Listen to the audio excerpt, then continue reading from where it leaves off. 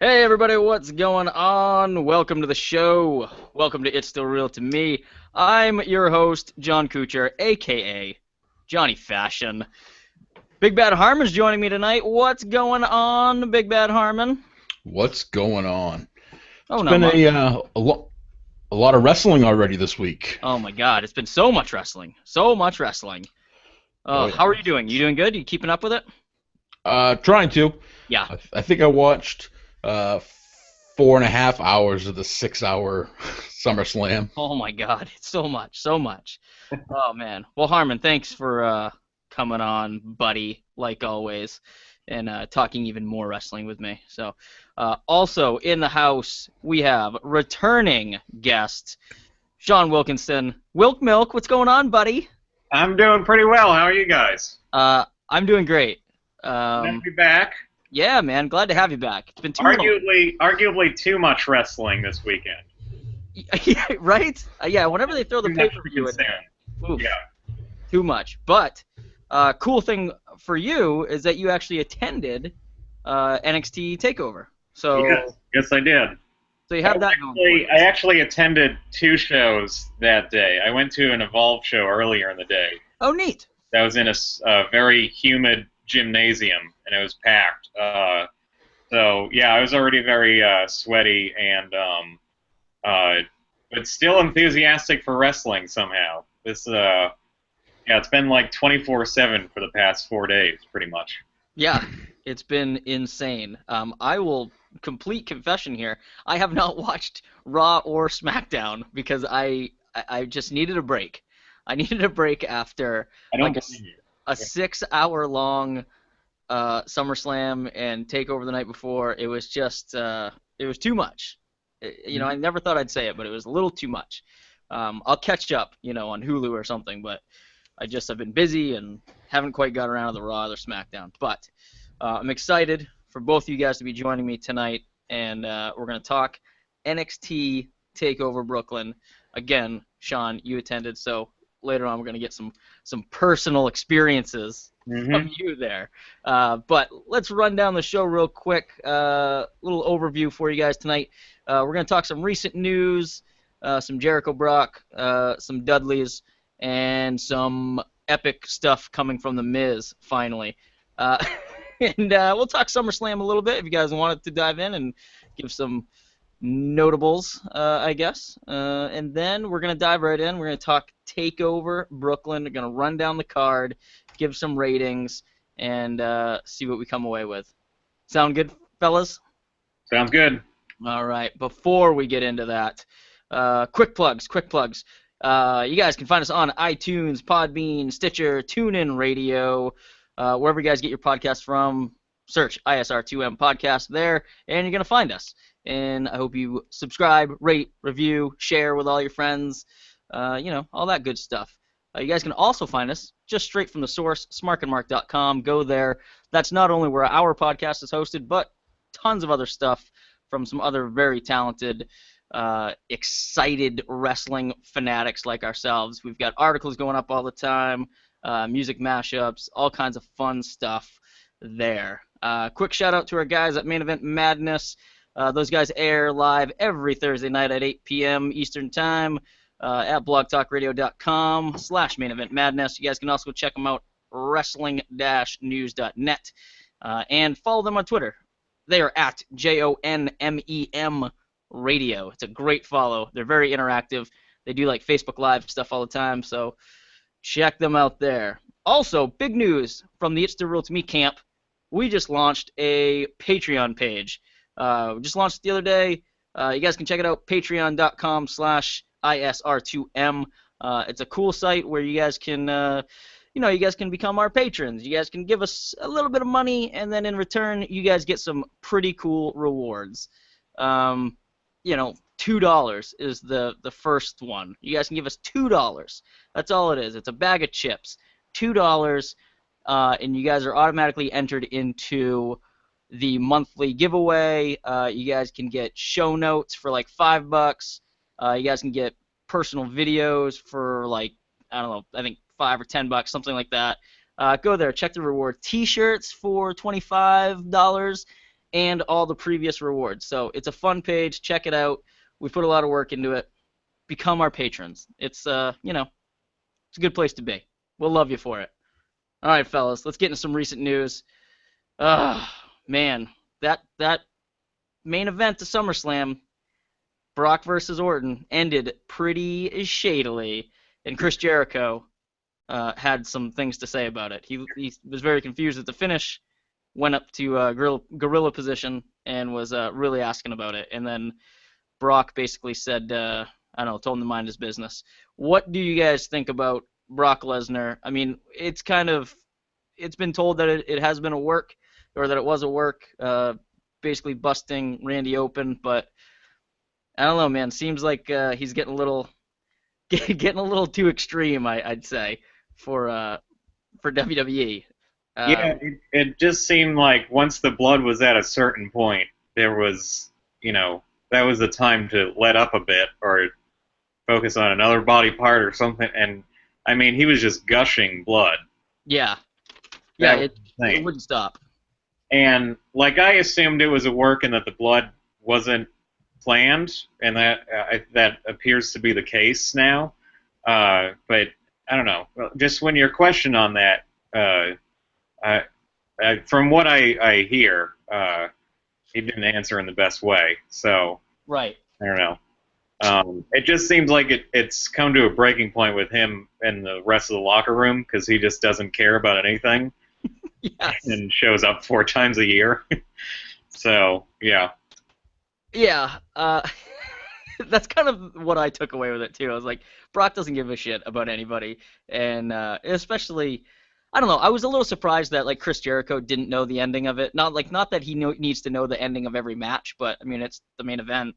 You would think that he would know, Yeah. and it wasn't like a big surprise. It's not like a return or anything like that. They didn't want like spoilers to get out. It just seemed like it was actually a pretty shitty ending. Like I was very disappointed with the Yeah, it ending. was bad. But we can kind of get into this with our overall SummerSlam thoughts, but like it was just I wasn't even that mad about the ending, but it was just a weird time it was weird to end the whole card with that match, Yeah, totally. Harmon, what'd you take away from that? Harmon. Nothing from Harmon. Oh boy.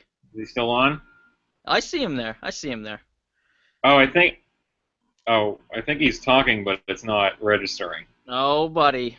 We're gonna edit that in post. We always say that, and we never do. It's the best. Oh, John's gone.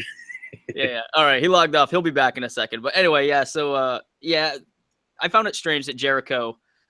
I mean, if anybody could see a work, it's Jericho. I think. And so. Well, I guess he asked P.S. Hayes, and like P.S. like didn't hear his question or gave him a non-answer or something, and then and then Jericho just kind of stormed off. And yeah, right on.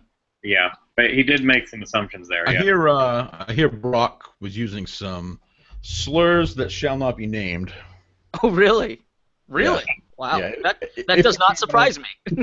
If what he said came out, he would have some answering to do to some certain groups. Oh wow. Yeesh. Oh man. I can only imagine with that guy. That guy's a loose cannon. But anyway, I mean, good for Jericho for being the veteran in the locker room. Well, Brock is on record for saying he hates the gays. So. Does he really? Oh yeah. Yeah. Wow. What has he said specifically? I forget. He's a real class act, that guy. I have to check. It was on an article I read earlier, and he had said something back in like, I don't know, 2014 or something, and he had to apologize for it later on. Yeah, as he should. That guy's just a complete douchebag. I don't know, man.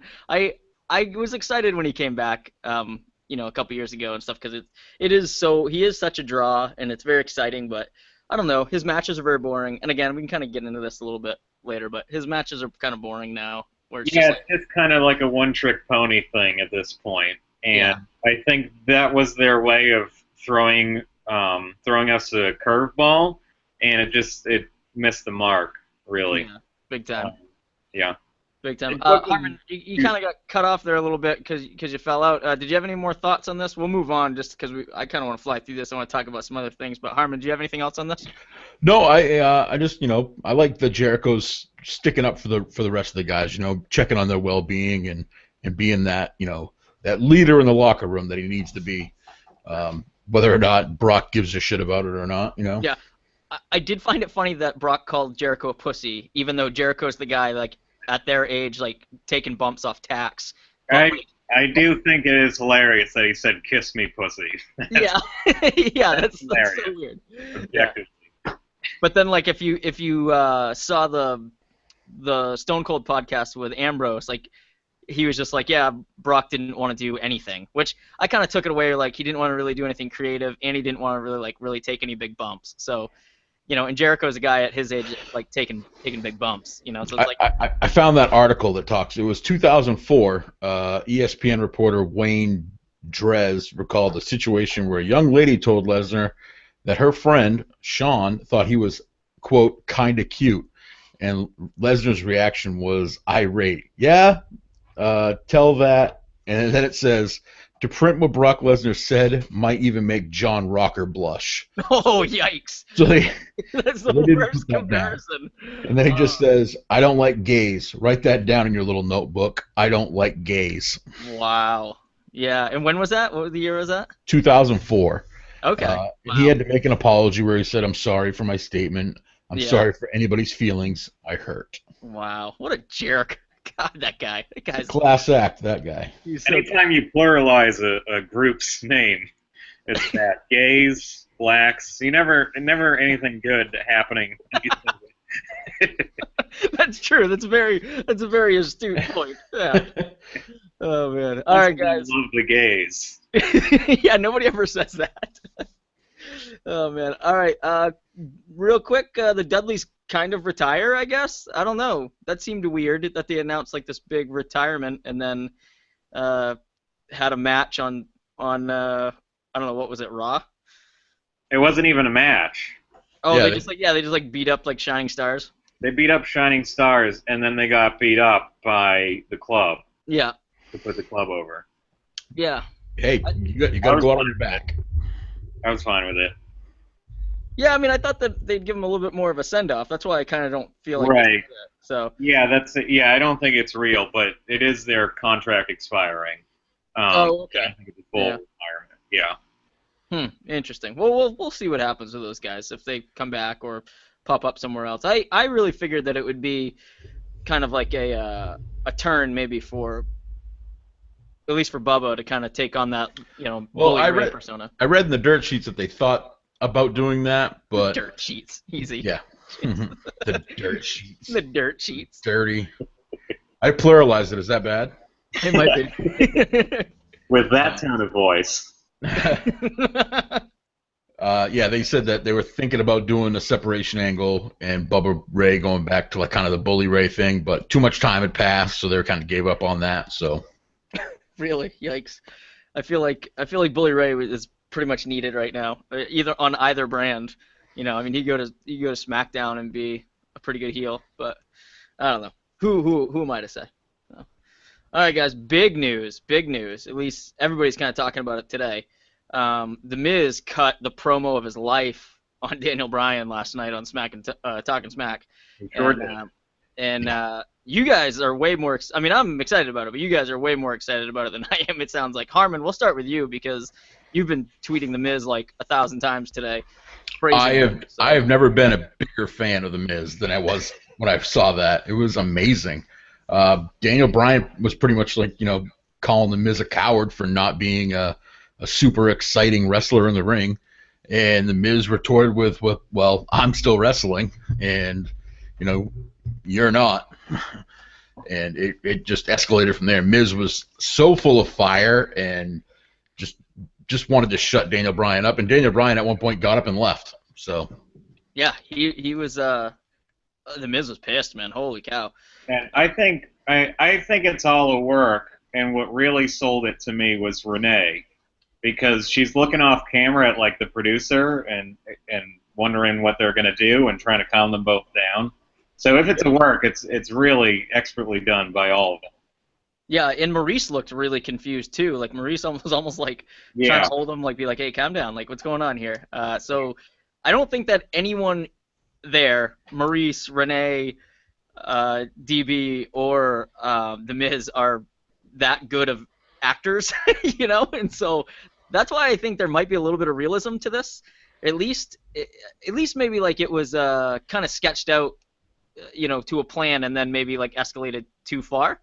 I don't know. I think that's the beauty of the Talking Smack show. It doesn't seem scripted at all. The stuff that's said is usually pretty off the cuff. Mm-hmm. I think probably the first 20 to 30 seconds of that were straight shoot, and then the Miz, you know, realized how well it was going and just kept going because he talked for 2 minutes, did not slip up, did not make a mistake. It was beautiful promo work. Yeah, he was getting a little wild at the end, but like, I mean, he was just so hot and so fired up. I think he recognized just where it was going, and because I don't think that's his real angry voice. You know what I mean? After that 30 seconds, I think that's his acting angry voice. So that's where I think it went.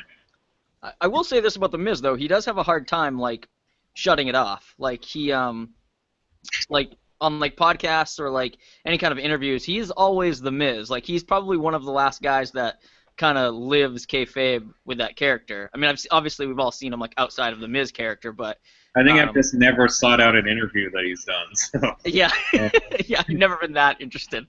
No, he's just very much like go. Like I remember him on Colt's podcast, and it was very much like there was like a brief moment where like they were just kind of shooting, and like Colt kind of like did the intro, and the Miz just was like, "Oh, we're on," and he just like it was like flipping a switch, like it was Miz time, and he never stopped after that. And Colt was like, "Okay, you can cut the shtick. Like I kind of want to just talk to you," and like you could tell that Colt was getting a little bothered by he wouldn't break character, and he wanted to kind of just get down to it, and it wouldn't ever stop. So I can kind of see Miz.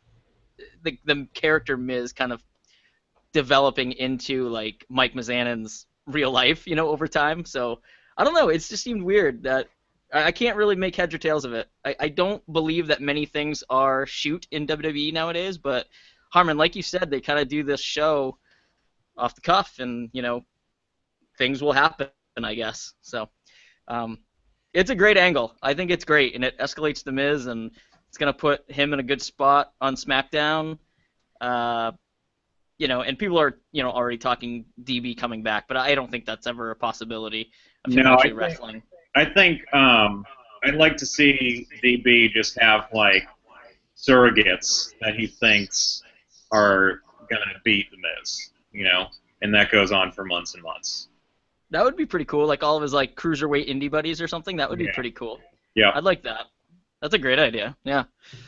Oh man. All right. Anything else? I felt like after that promo that he kind of deserves a push now. Like maybe something to make him take him a little more serious. Maybe some like quasi squash matches with some people, you know, where he, you know, doesn't, you know, squash a guy, but you know, wins pretty handily.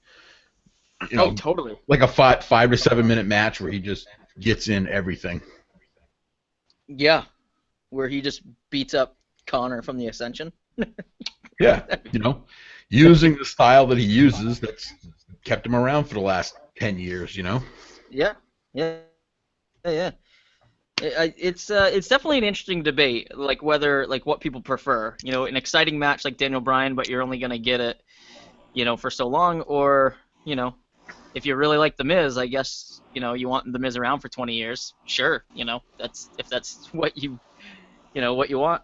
More power to you. I don't know. I'm kind of in the middle. I kind of would like a blend of both. You know, I kind of want my cake and eat it too. I wish Daniel Bryan was still wrestling. So I don't think he's very good at this GM job. To be honest with you, he's kind of awkward. Yeah, I don't disagree. Yeah, cool. All right, guys. So before we get into Takeover Brooklyn, let's talk a little bit of SummerSlam if you guys want.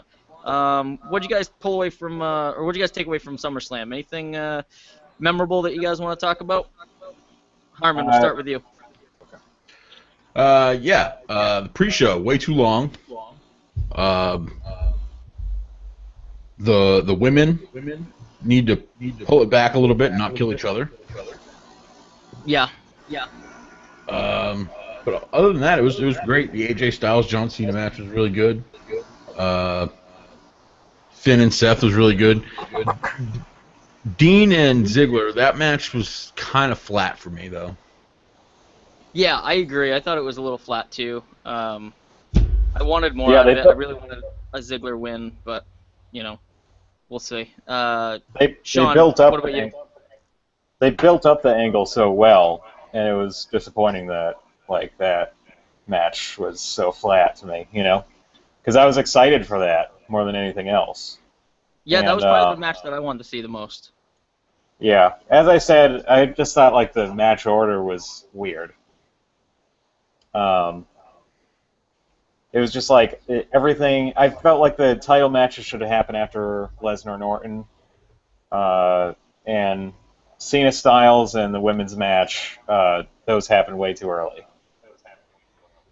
Yeah, I get that they were trying to spread it out a little bit, with trying to keep the peaks and valleys kind of on flow, but and I was thinking about today too, obviously the reason that they did the reason that they did Orton and Lesnar last was because they had each person from SmackDown and Raw, it seemed, so that kind of made sense, and they didn't want to put one title over the other, which makes sense, but I don't know. I don't think that anybody was more excited to see Lesnar Orton than any other match, and after 6 hours of wrestling, it's just ugh, come on. Yeah, it's also and it the ended first. awkwardly too, like we said. Sorry. Yeah, go for it, Sean. It's No also problem. the first Universal title match, so it just makes sense to end it with Finn's big moment, even if he's not and it was an epic the young moment. guy. Yeah. Yeah. And that was such a cool moment for Finn, and it was the most excited that I think the crowd got, and I got, and I mean it was just such a great moment. So they definitely should have ended the card with that. Other good matches. I mean, obviously AJ Cena was great. Cena, a little no selling on his part bothered me, but I still thought it was a pretty great match. His submission there is just terrible. We were all just it's just the worst. It's just Tighten that up, son. tighten that shit up, son. Old Stone Cold. But it was just I love that AJ got the win over him clean. And I don't know what this means for Cena. He put the waistband down in the ring or wristband, whatever it is. I like how Cena takes the Styles Clash, immediately stands up and takes the phenomenal forearm. I know, that's what I'm talking about. He definitely no-sold stuff that didn't make any sense. He was just hurriedly getting to the next move. I was like, ugh, come on. I feel like that's the way. Oh, sorry. Go ahead. Styles kicked out of the Super AA, so that is a huge no-sell. Right, yeah. But at least he kicked out and then kind of was still kind of out. Cena was just getting up immediately after moves. Yeah. It was just so silly. But I feel like Cena does that. When he had that match with Del Rio before he took off for time off. Then, it's like those blow-off matches where he loses. Who gives a shit? I'm losing. Yeah, he doesn't really put it in. Yeah. I mean, he did a good job in this match for the most part, but there was definitely some spots where he no-sold and just whatever, just move on to the next thing. Right. Yeah. The only thing I don't know. There was so much about SummerSlam that I didn't like. I didn't like that it was 6 hours long. I didn't like that there were just matches to have matches. I'm all about having women's matches, but man, that match didn't really make any sense. There's no reason that match had to be on SummerSlam. Not the title match, obviously, but the 6 women tag match that Nikki Bella returned in. Well, you need to have that filler, in between the important matches. Yeah, but the thing is, you don't, because as we talk about Brooklyn tonight, Brooklyn was an amazing card, and it was 2 hours long, and it was 5 or 6 matches, and they were all really good, and that's all you need. SummerSlam had like 700 matches on it, and it was super tough There was to get 12 matches on SummerSlam. Ugh. Four of them, 3 of them weren't televised. Ugh. Or what were they on the pre-show? Right? Yeah. It's just so much, though. It's so much. Like, you don't even need that long of a pre-show. It just is insane. Right. Last year's 4-hour SummerSlam was way too long, and they didn't learn their lesson. Like, they can do a 4-hour SummerSlam, but don't do a pre-show. Right, a 2-hour pre-show. It starts at like 5. 5. When it started at 5, when it started to come on, I was like, oh my god, wait a minute, is this happening right now? What is going on? Like, everything is too long now. WrestleMania was way too long. Yep. Yep. Raw's too long. Everything. Yeah, they just have so much to do, and these guys just work too much, and it's too much for the fan to. I mean, there's going to be a point where people are just gonna give up on certain things. Like, I think that certain things are really good. The Cruiserweight Classic is great. NXT is awesome. Like, I will watch those things before I catch up on Raw or SmackDown because. And that's the thing is they're getting embarrassed by their own product. Right. Like, SummerSlam is way too long and like spotty for 2 years in a row, and Takeover was a way better event than night before. Yeah. Both years. Yeah. Because those are now less is more. It seems, Oh, totally. They do way more with way less, and it ends up being, 100% better product. I think SmackDown is a better show than Raw because when I'm starting to get tired at 9:30, I've only got to make it another half an hour, not another hour and a half. Yep. Right. Totally. Yeah.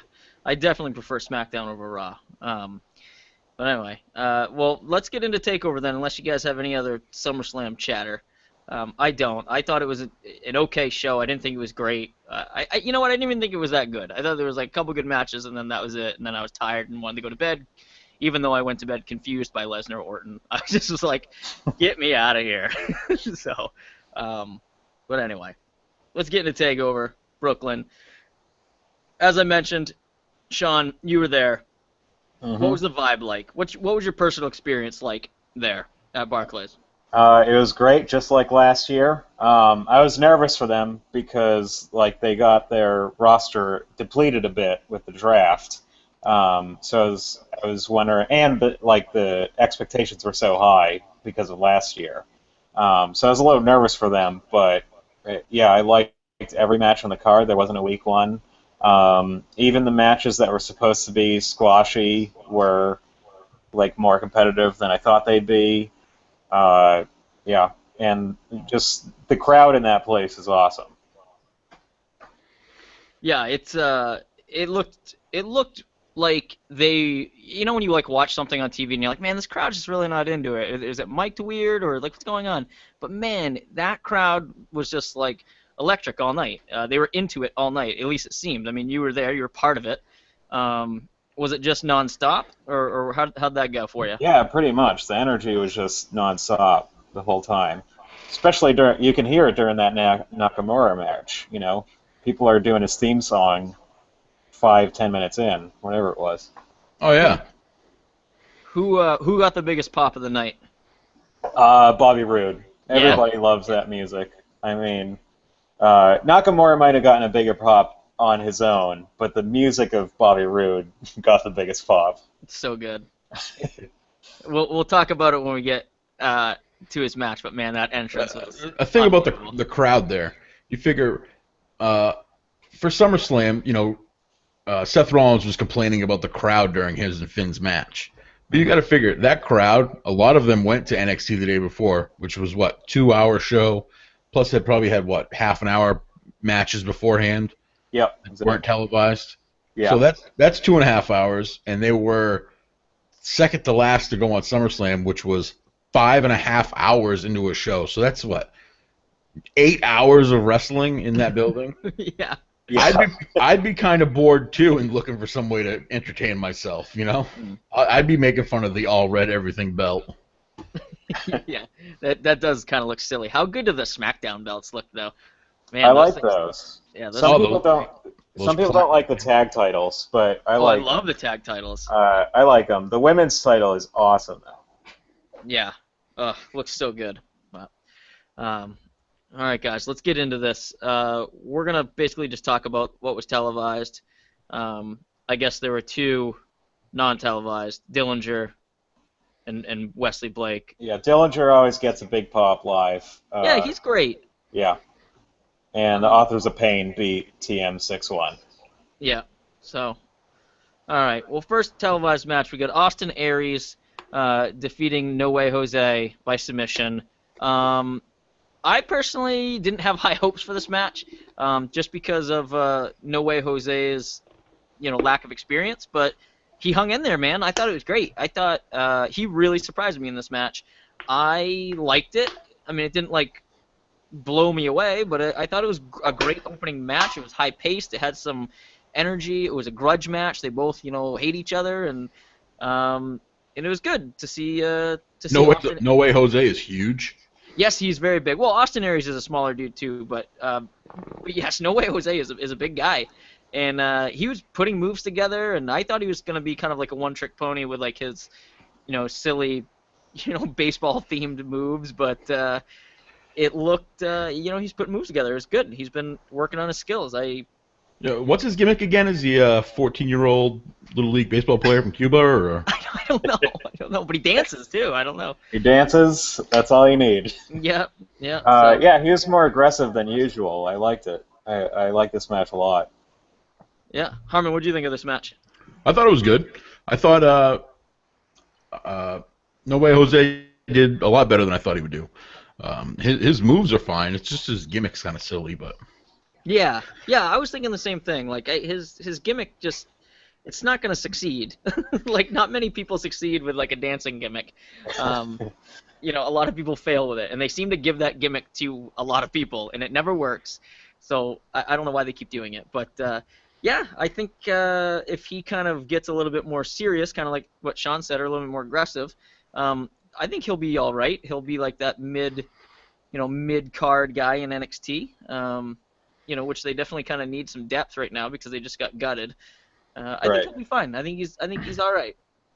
I will give this match. I'll give it a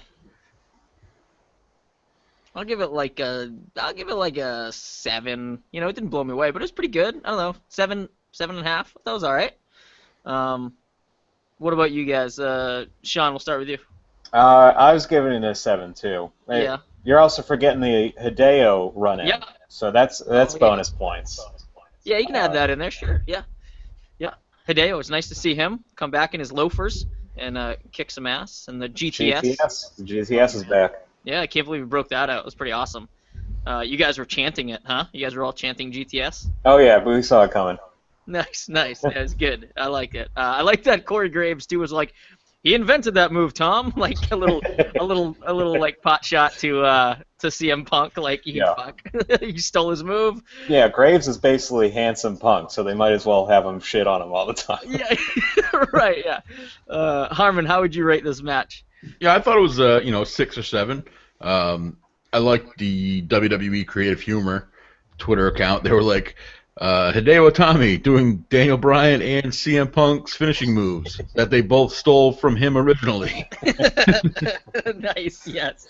Yeah. I was kind of weirded out by that too when he first came in. Then I was like, why isn't he doing the GTS all the time? I was wondering if they were keeping it for big events or if they just didn't want him using it because of Punk or what. But I think they thought it was too soon to Punk's term. Yeah. Yeah, he used it once on a house show a year and a half ago.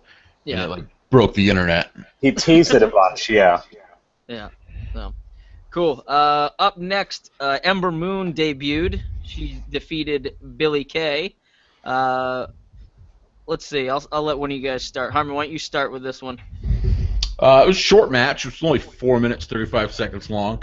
Ember Moon looks very cool. She got the red eyes and very athletic. She's a cool finisher. Billie Kay, she's a lot taller than I remember seeing her before. She's a tall girl. She's very statuesque, but strong too. They both had some very strong moves. Billie Kay's probably got some more work to do on her character, but Ember Moon looked great. Yeah. Sean, what do you think? Yeah, it was a good match. Pretty short, but they did what they needed to do. Yeah, Ember Moon's finisher popped the crowd in a big way. I That really was liked her exciting. entrance too. Yeah.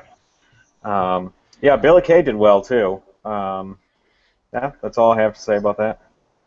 Yeah, Ember Moon's like super stunner off the top rope was pretty incredible. That was nuts. I love that there was like that GIF that kind of surfaced after it was like that happened, and then it was like Stone Cold just like shocked, like Yeah. looked like he was waiting for a beer, but he was just like stunned, like it was pretty great. Um, I don't love her entrance as much as you guys do. I thought it was a little hokey for the times. It was a little. I think it's a work in progress. I think Yeah. that's the first time she's done it. It was a little rushed, I think. Yeah. I think she'll get the hang of it. Yeah, yeah. But I mean, just the whole style of it too seems. I mean, it's very NXT. It's very character driven. I don't know if it would work like on the main roster. That's usually the first thing I think about. I don't know why, but it just seemed a little like. You know what it reminded me of? It reminded me of like Mortal Kombat and our good buddy Ray Lloyd Glacier. It reminded me a little bit of that, where I was like, I don't know if that's gonna work. Like, It needed more lasers for Ray. yeah, yeah, yeah. Ray Big definitely wanted more lasers. more lasers. It reminded me of Mortal Kombat, and that's why I liked it. Yeah, oh no, don't get me wrong. I love Mortal Kombat. Yeah, well, she I had love the mask, Glacier. Don't pulled get me the wrong. mask. Yeah, but I don't know. I was like, oh, okay, they're doing that. All right, neat. I was like, I don't know. We'll see if it works. Or they might tone it down a little bit. You know, Ray Lloyd was at home going, you know what she needs? Ash. Like, it looks like snow, but it's ash instead of snow. Yeah. And red lasers. Yeah.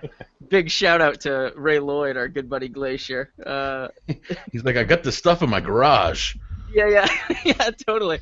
Yeah, he'd be there in a heartbeat. He's currently working at Full Sail at the university. So.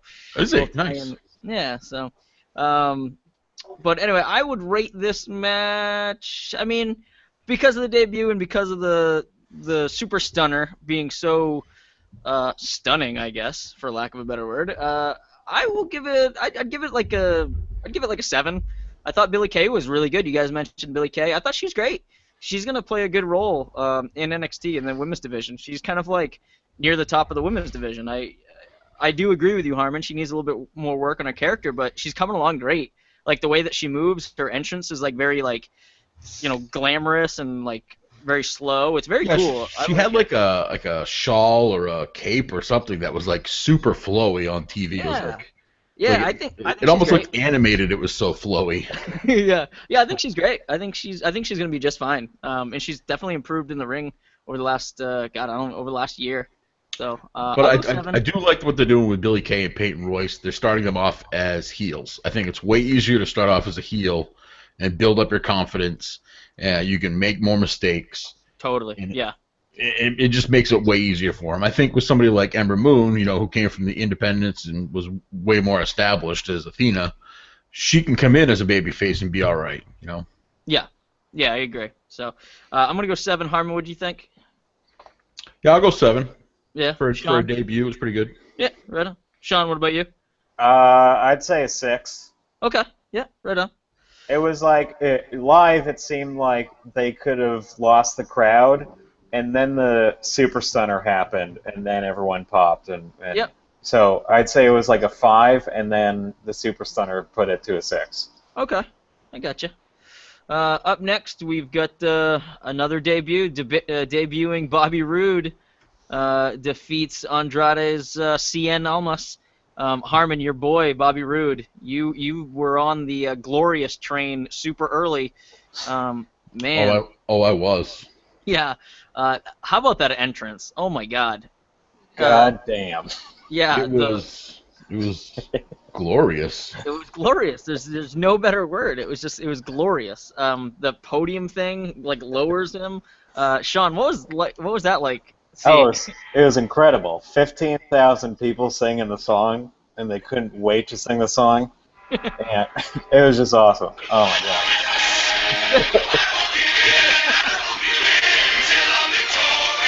Harmon with the glorious bombs. Oh my god, so good.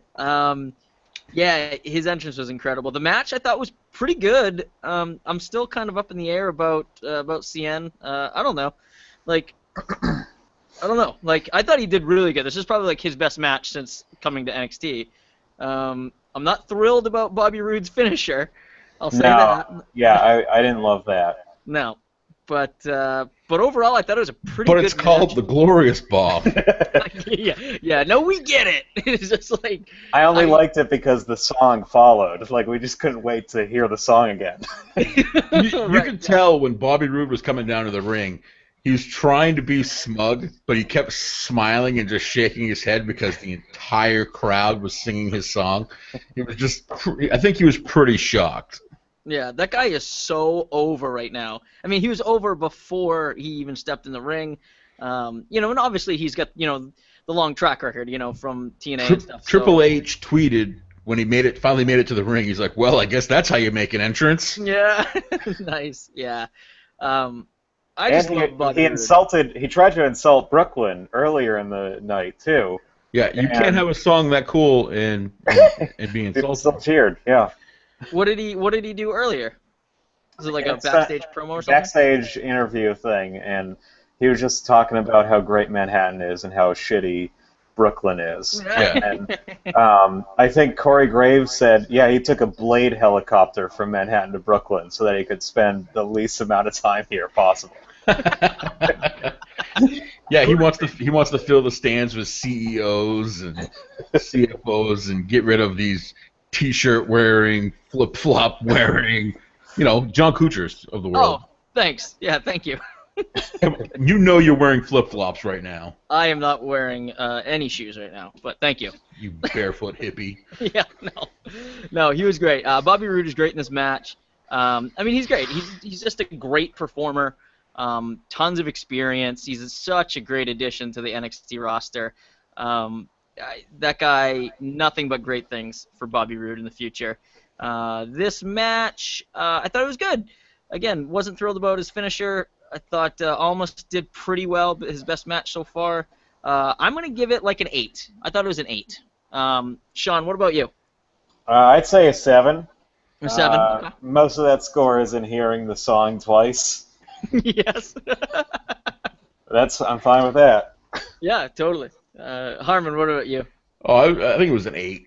It was definitely an 8. I really wish they'd give Almas a match where he can really open up and do some of his cooler moves.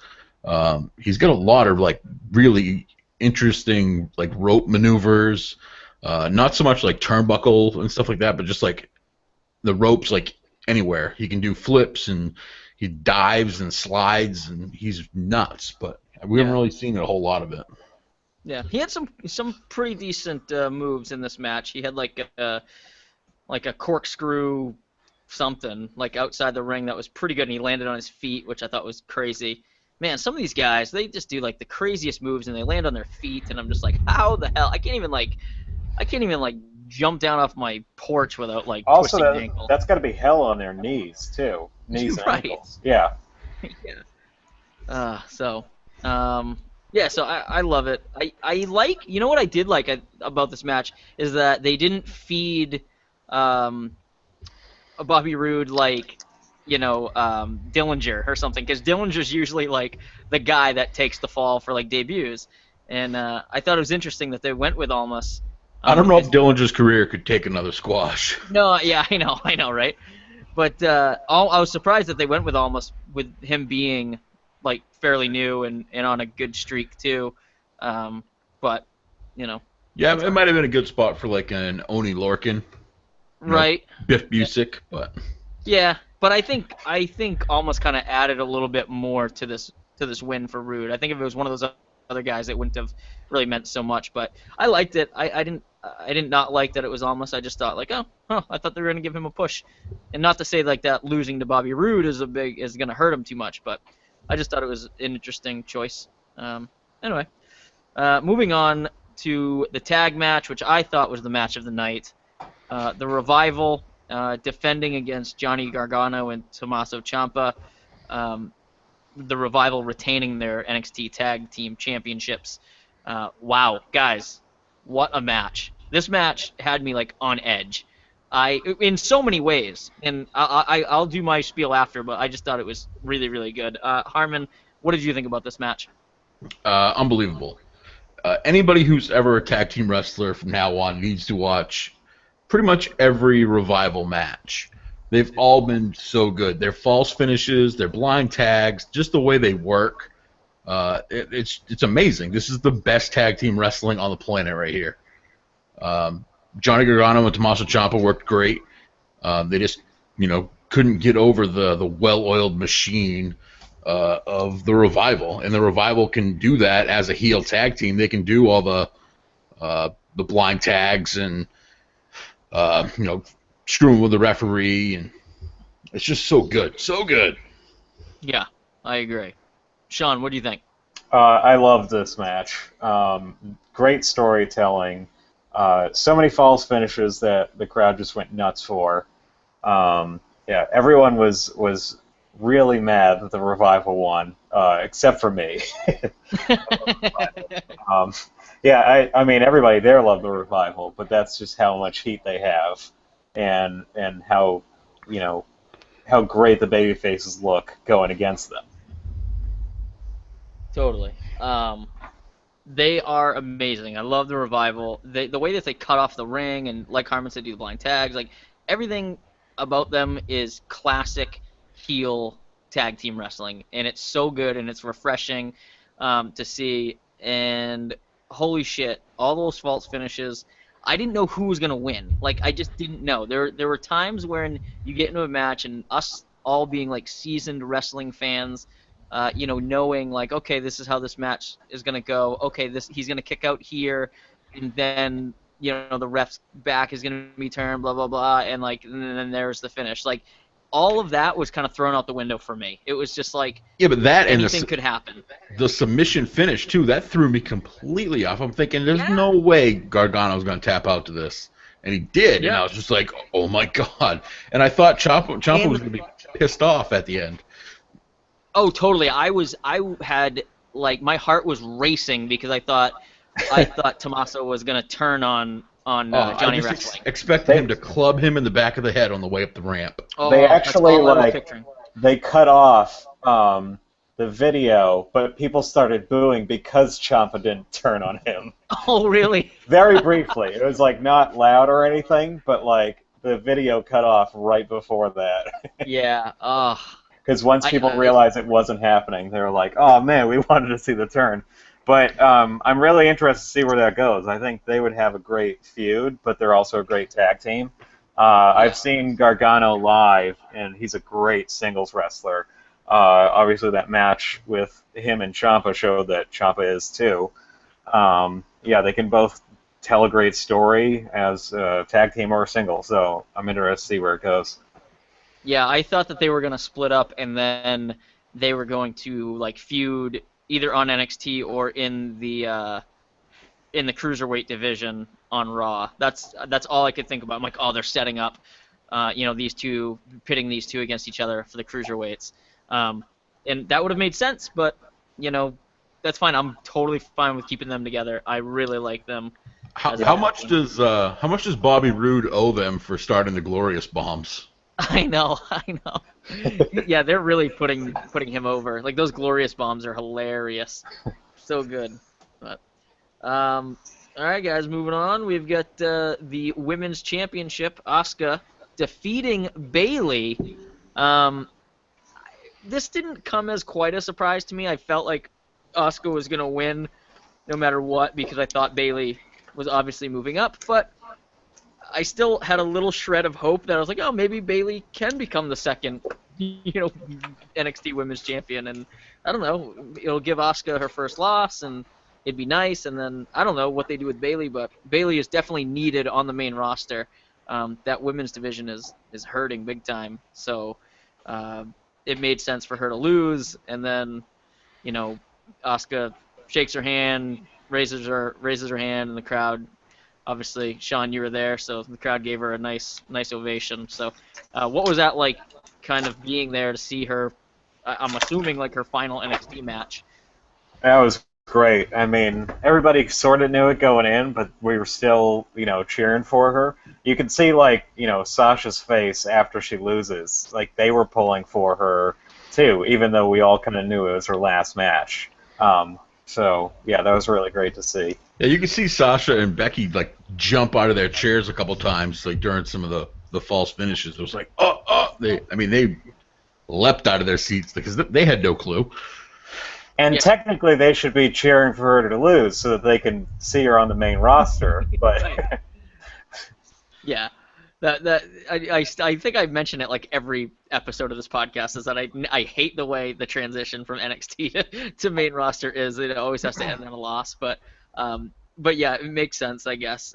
Bayley loses, moves up to the main roster. I feel like Asuka should continue going undefeated and then vacate the title. But in general, yeah, you gotta lose. Yeah, I would like that or something different to happen with that too. Like she shows up on Raw or SmackDown with the belt, kind of like how Kevin Owens did. I thought that was very cool with the crossover a couple years ago. So. The thing with Asuka is she's so strong. I don't know who on the roster could even beat her at this, but she's the Brock Lesnar of the women's division right now. Yeah.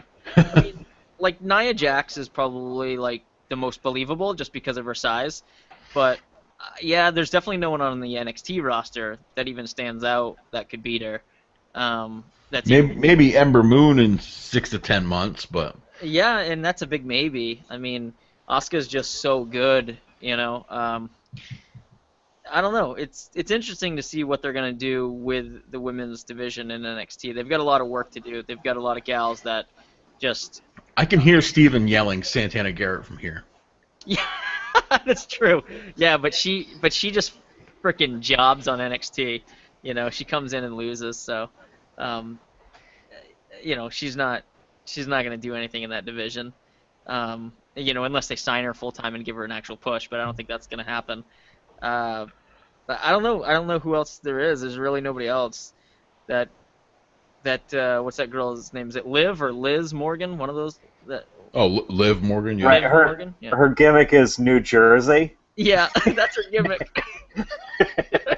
What's your gimmick? New Jersey. And proud of it. No, that's not good. No. I love the accent. New Jersey? I don't know, man. So I think Asuka just holds on that belt forever and then just takes it wherever she goes.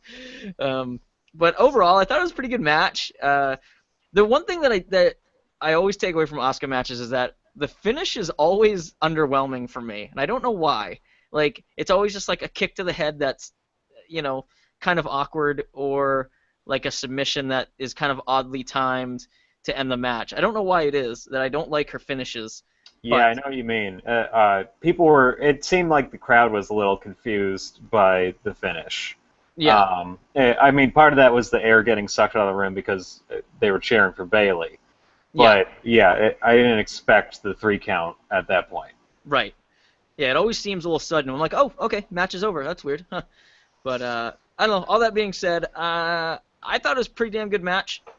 Bayley showed a lot of aggression, which... isn't necessarily her style. So I'm going to give it high praise. I'm going to go an 8. I thought it was good. Harmon, what about you? Yeah, 8 sounds like a really good number. I would say 9 if there would been, maybe if the match had been a little longer, or if there had been some, holy fuck moments, but I don't think there really was. But no.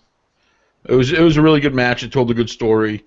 I liked the reaction of the main roster girls down there cheering their girl on. Yep. Cool. Sean, what about you? What do you think? I'm going the same, an 8. 8s all around. Crazy 8s. Nice. All right, main event time. Shinsuke Nakamura defeats Samoa Joe for the NXT Heavyweight Championship. This was another one I didn't know where they were going to go with it. I read a little something earlier that night that Samoa Joe was going to get pushed up to the main roster. And so that was kind of my only reason that I was like, Samoa Joe's going to drop it. But if I didn't read that, I would have maybe even picked Samoa Joe to win that match and give Shinsuke his first loss. and retain that title, and then they kind of have like a good long feud. But Shinsuke takes it. He is your NXT champion, and I don't think anybody is not thrilled about that. What was the crowd like there, Sean? I mean, obviously every crowd pops hard for Shinsuke. You guys did that night, and then when he wins, what's the crowd like? Yeah, I mean, like, his entrance is just the greatest. Right. Yeah. And yeah, everybody was in the pocket for Nakamura, and I think I realized that they were going to put Nakamura over once Gargano and Ciampa lost and Bayley lost. Like, they didn't want the face to lose all 3 major matches. Yep. Or the baby face. Asuka's not really a heel. But yeah, so I kind of knew where it was going at that point. But going into the night, I had picked Samoa Joe to stick around and Shinsuke to move up. Looks like it's the other way around, but yeah, it was great. Not much to say about the match. It was a little slower than I would have liked, but it was good. Yeah, real quick though, how about that entrance? You mentioned the entrance. I thought it was pretty awesome. The guy, kind of live playing it there, at least the start of it, and then the music kicks in. What was that like? Kind of seeing that. Yeah, I was in the nosebleed, so I couldn't really see the guy as well, so I didn't even know if it was Shinsuke or someone else. And then once he pulled out the violin, I was like, oh, I know what's going on here. This is going to be great. Yeah. One thought that I had is that, and I think I texted some of my buddies, but once that guy started playing live, I was like, oh, it would be a really good live version of this is like when Shinsuke is like on, at like WrestleMania or something in a couple years. I was like, wouldn't it just be crazy if like the White Stripes played like his opening line, like his opening, because like that riff is just like, it always reminded me of like White Stripes, like that. Dun, dun, it's just. Yeah. I love it. I was like, man, if they could get the White Stripes back together for Shinsuke Nakamura, it would be phenomenal. Someone has to find Meg White. That's true. Wherever she is. Yeah, wherever she is. But, yeah. Harmon, what did you think about this? I thought it was great. I like Samoa Joe stuff. I've been waiting for this since I went to NXT live event in Rhode Island, and they teased this in a tag match. Joe got in the ring and then immediately tagged out, so he didn't have to fight Shinsuke. So I've been waiting like 6 months for this. Nice. It was good. It was good payoff. I thought Joe would be champion a little longer. Maybe he comes back to get his rematch and gives Shinsuke his first loss. But yeah, maybe. As it stands right now, both the women's champion and the men's champion are both undefeated. So. And Japanese. So, easy Japan. Chill out. Yeah, stop being good at everything. Yeah. Taking all of our jobs. Yes. But in professional wrestling. All of our good champion jobs. Yes. Yeah, I thought it was a good match, man. I liked it. I think that SmackDown really needs Samoa Joe. I think he would fit in very nicely. SmackDown has to get somebody big, right? They have to. They didn't get right? Bayley. Yeah. Yeah, so they gotta. I hope Joe goes to SmackDown after AJ wins the title. That would be so good. Like, that would be amazing. That matchup. So I don't know. Hopefully. Or Daniel Bryan gets so pissed at the Miz he brings up Samoa Joe to beat his face in. Dude, that's another great option. I think Samoa Joe fits in so many, like, really good places on SmackDown. And I think Raw would just be like, he would just be thrown into like a sea of people that are already established and already have things going, and then the cruiserweights are there, and it's just like a mess on Raw. I think he fits in so nicely on SmackDown. Or Shane McMahon can bring Joe up to be his hired gun against Brock Lesnar. Yeah, again, I don't even think Samoa Joe stands a chance against Brock Lesnar. But I don't know what they're gonna do with Brock, but apparently he's fined $500. I'm sure he's really breaking the bank on that one. But I don't know, guys. Did we rate this match yet? I thought this match was. I'm gonna go an 8 on this match again. I thought it was good. It didn't blow me away, but I thought it was good. Really good. It was hard hitting. But as much as I like Samoa Joe as a guy and a wrestler, like I don't love a lot of his matches. I just think that he is like an interesting person and like an interesting character, and I like him for some reason. But like none of his matches really like blow me away. I don't like jump off my seat going like holy shit. But he is good at what he does, and I don't know. I think that was another example. This match was another example of that, where it was like, yeah, it was good, but it wasn't great. I mean, it was an 8. I thought. I feel the same. I give it the same, an 8. Didn't blow me away, but anything with Nakamura and Joe is probably gonna earn an 8. Yeah, like at least, like bottom line, like 8. Yeah. Right. Harmon, what about you? I'm gonna give it a 9 just because I've been waiting for it for so long. Yeah, there you go. Yeah. I kind of wish it was played out a little slower. Maybe Nakamura, sat ringside at a Joe match. Like maybe when Joe faced Mojo Rawley, maybe if Nakamura was at ringside and Joe could play to him a little more. Yeah. But yeah, it's a 9 for me. We didn't rate the tag match. The tag match was a 10. We didn't rate the tag match. Oh, whoops. Yeah, I thought it was a 10. 10. I'm going 9.5 just because Bailey Sasha is a 10. So for me, that's the standard for Takeover Brooklyn. So that's a 9.5. Yeah. All right. Sounds good. Good catch, Harmon. So overall, as a whole, and Sean, you might have a different perspective because you were obviously there and we were not. But as a whole, the whole event, I'm gonna say it was a pretty solid 8. Maybe even an 8.5 if you throw in, because of the tag match, was probably one of my favorite matches of the year. I'm gonna go 8.5 for a whole for the event. Harmon, what about you? I'll give it an 8. The Bobby Roode intro, the Ember Moon intro, the tag match was fantastic, and the Joe Nakamura match was great. So the Bailey Asuka match was also very high up there. So you only had a couple of shorter matches, and none of them were less than a 7. So right, yeah, just, like I don't just think solid. It was. Yeah, I don't think it was like the best takeover. Like I think the last Brooklyn was probably better. I think Dallas was better, but like this was really good. Like it's so funny that every single match I thought was pretty good, and it just made SummerSlam like its bitch. You know what I mean? Like NXT is just like, yeah, we put on awesome shows, and like we're for the second year in a row though, it made it its bitch. Yeah, like we're just kind of talking nonchalantly, like yeah, that was pretty good, but like, and we're saying like 8.5, like it was just. Really I hope that the WWE realizes that more SummerSlam next year isn't the answer to making it as good as less SummerSlam. Takeover. Yeah. I don't think they care. I don't think they care, really. Yeah, I don't think they do care. I'd rate this 9. Is a little weird because I think my matches average out to a lesser score than you guys's, but yeah. I'd rate it at a 9 overall. Not quite last year's, but it lived up to the hype when I was a little nervous for them. So, yeah. Question for you. You were obviously there watching it. Did you go home and watch it later on the network or anything like that? Yeah, over the last couple days, I've kind of pieced it together. Yeah. But there's been so much going on wrestling-wise that I didn't get to it immediately. I know, it's hard to watch things once, Trying to watch things twice is extra hard.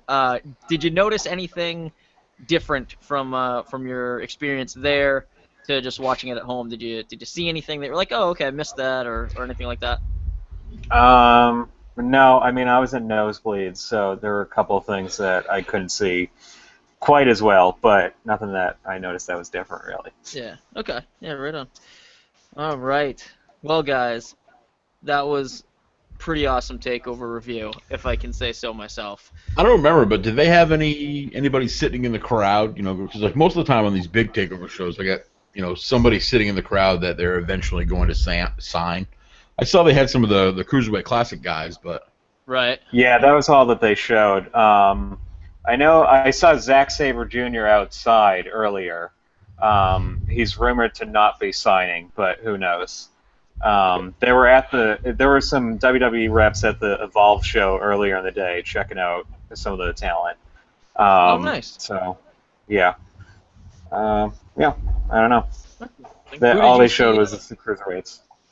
Yeah. Who did you see at the Evolve, real quick? We can touch on that. I mean, just like any Zack Sabre notable names Jr. there?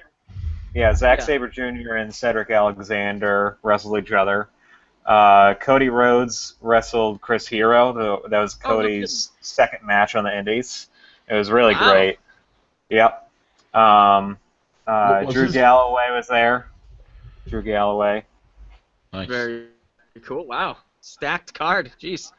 Yeah, they put on a good show. If they come around your area, you should check them out. How is Cody Rhodes' new gimmick, I guess? He's pretty much just doing Cody. Yeah. Yeah. What's his Basic Cody. Is he's got like one arm, one hand taped, and like he's wearing pants or what? I didn't even know. He's wearing pants. I didn't notice anything about the tape. He's wearing pants. He has a Dustin tattoo now on his chest. Dustin? Yep. Just the name Dustin. Yeah. Oh, it says Dream. Dream. Oh, okay. It was cursive. Sorry. Oh, there you go. Cool. Awesome, man. Well, it sounds like you had an awesome wrestling-filled weekend. Very jealous that you live in such a hot wrestling state. Nothing cool comes up here to Maine except for like house shows. As I said earlier, that Evolve show was literally hot. Like, we were just sweating buckets. Oh. I really smelled by the time I got to Takeover. So Yeah. that was great. What kind of venue was this thing in? Was it? It was a high school gymnasium, a Catholic high school gymnasium. Oh wow. And but they fit a bunch of people in there. Oh nice. So yeah, the air conditioner was on. It just wasn't great. Yeah. It just Like- couldn't fight back the tide. Yeah. All that Right. BO. All that BO. All these black T-shirts. Right. So many black T-shirts. Oh man, awesome. Well, thank you guys both for joining me. We'll run into some plugs here real quick before we get out of here. Again, you guys can check us on iTunes, Podbean, Stitcher, TuneIn Radio, or just go straight to smarkandmark.com, straight from the source. Check out our podcast there. Check out Justin's Creative Corner. Check out all the cool articles that our guys write. We've got Justin doing hidden gems and NXT reviews. Stephen's always doing some really in-depth, articles about, like I think the last one was like the origin of the term Smark and Mark. So I thought it's pretty interesting. So a bunch of fun stuff there. My unboxing videos are there. You guys can check out my YouTube to see some unboxing videos. I just did some unboxing videos for Pro Wrestling Loot and That Wrestling Crate. Both of them are up there now. And Speaking of which, next time I see you, Yes. you better be wearing that Pentagon Junior mask. Just saying. Oh yeah, I've been wearing it this entire time we're doing this podcast. I was wearing a Pentagon Junior shirt on Saturday, and I think I got the look at most you. compliments of anybody's shirt. So Nice. I can Nice. Smark out right now. There you go. Nice. Your smark is showing. Also, guys, check out our good buddies over at Main Event Madness. They air every Thursday night at 8 p.m. Eastern Time. You can check them out at blogtalkradio.com/Main Event Madness. Also, check them out at wrestling-news.net. And follow them on Twitter at JONMEM Radio. They are constantly covering WWE, of course, Ring of Honor, Global Force, TNA, all that good stuff. They're kind of all over the board. And once again, our Patreon, newly formed Patreon page is patreon.com/ISR2M. Go there, sign up. It's like so fast to sign up. It's super easy. And you guys can pledge some money to us and get some cool rewards. You'll get a T-shirt or an art card or whatever the reward is for the package. So Harmon and I will even sign those cards. For the raffle, we've got extra stuff? Oh my God, I have so much stuff. I've got DVDs, I've got posters, all kinds of WWE I've got a couple of licensed pop stuff. vinyls that I have doubles of. Yeah, I've got all kinds of stuff that I'm just willing to give away. So if you enter in, if you just become a $2 patron, pretty much any patron of ours is entered in. But if you don't have a lot of money, you want to just contribute a little bit, it's only $2, and you'll be entered into our monthly giveaway. It's basically a raffle. We pick your name at random, and we'll ship you a WWE poster or a pop vinyl or a elite figure or whatever. It's gonna change every month, or a DVD, whatever. So please go there. It's patreon.com/ISR2M. Tell you what, Harmon, if we hit 20 patrons, I'll throw in a pop vinyl to the raffle. Whoa. If we hit 50, I have a John David Guerrera New Day framed picture. Whoa. Our good buddy JDG, comic book artist, Nightmare Pro Wrestling. He's amazing. I paid good money for this stuff. Yes, you did. Yes, you did. That's on the table. There you go. There's a little incentive for us. Harmon, where are you at on Twitter for our good listeners to follow? I'm at Harmon316, and as Sean pointed out, I think I turned heel over the weekend. Yes. Yes, you did. Yes, you did. Oh, man. Sean, where are you on Twitter? At the Wilk Milk. That's one of my favorite handles ever. I love it so much. Sean, who was your buddy? Who was your buddy that was tweeting out? McClusk? What was that? Is that your buddy there, or is that somebody else? Nope. There's somebody that was like constantly tweeting us that night, and I thought he may have been with you. Maybe not. Oh, that might be my buddy Baglio, but I'm not sure. Okay. I don't know. Well, we'll see. We'll get to the bottom. I didn't notice that. Sorry. Oh, that's all right. We'll get to the bottom of that later. Oh man. Anything coming up for you, Shawnee boy? Anything coming up? Any comedy shows? Anything? No. No. Just stay tuned to the Wilk Milk. The Wilk Milk, man. You got a fun Twitter. It's you were hot this political season, by the way. Thank you. Yes. So you got some political digs out there. So I love it. Oh man. And you guys can follow me at Johnny Fashion on Twitter. Follow the show at ISR2M Podcast, and also follow at SmarkandMark_PW. Those are our Twitter handles. And once again, smarkandmark.com. If you go there, that's our main hub. You're going to find it all, and you're going to love it. Guys, what do you think? Great night, huh? Let's call it a night. Good night talking wrestling. Thank you guys both for coming. Time to go watch some CWC. Yeah, I know. You're just going to go watch more wrestling, aren't you? You're a sick freak. Oh, I'm going to try not to. I'm going to try not to. I know, it's so hard. So. If I don't watch it now, I have to watch it at work while nobody's looking. Oh, dangerous. My boss is out tomorrow, though, so I can get away with it. There you go. I like that. All right, thank you guys both for joining me. Everybody, thanks for listening. Peace out, y'all. Bye.